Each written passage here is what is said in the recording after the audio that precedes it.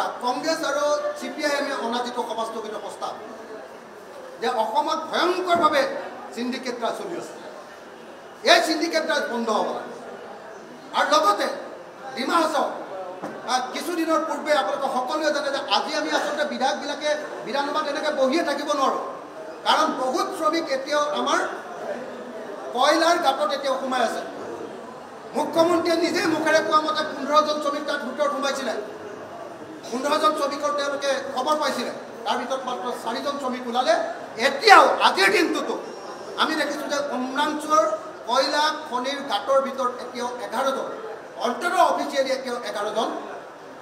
শ্ৰমিক এতিয়াও তাৰ ভিতৰত আছে মুখ্যমন্ত্ৰীয়ে নিজে কৈছিলে যে উত্তৰ কাছাৰত 250টা এনেকুৱা ধৰণৰ ইলিগেল ৰেড হোল মাইনিং এতিয়াও আছে আৰু কাৰ্বি আংলঙতো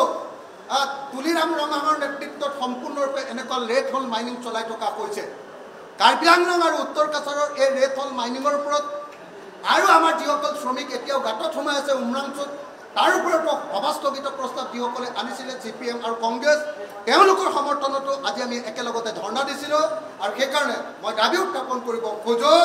যে যেতিয়ালৈকে উমৰাংচুত এতিয়াও গাঁতত সোমাই থকা কয়লাৰ গাঁতত সোমাই থকা শ্ৰমিকসকলক উদ্ধাৰ কৰিব নোৱাৰিব তেতিয়ালৈকে আচলতে অসম বিধানসভাখন চলাটো উচিত নহয় সেইকাৰণে মোৰ প্ৰস্তাৱটো হ'ল যে অসম বিধানসভাৰ পৰা এটা সৰ্বদলীয় প্ৰতিনিধি দল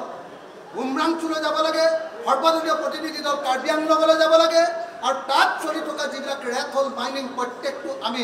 এবাৰ চাই আহি এইবিলাক বন্ধ কৰাৰ ব্যৱস্থা উপযুক্ত শাস্তি দিয়াৰ ব্যৱস্থা যিসকলে খানিছে এইবিলাক কাম তুলিৰাম ৰঙাং আৰু দেবুলাল গালুচাৰ ওপৰত যথোপযুক্ত শাস্তি আৰু লগতে এই যিসকল আমাৰ এতিয়াও উদ্ধাৰ কৰা নাই তেওঁলোকক উদ্ধাৰ কৰাৰ ব্যৱস্থা গ্ৰহণ কৰিবৰ কাৰণে মই আহ্বান জনাম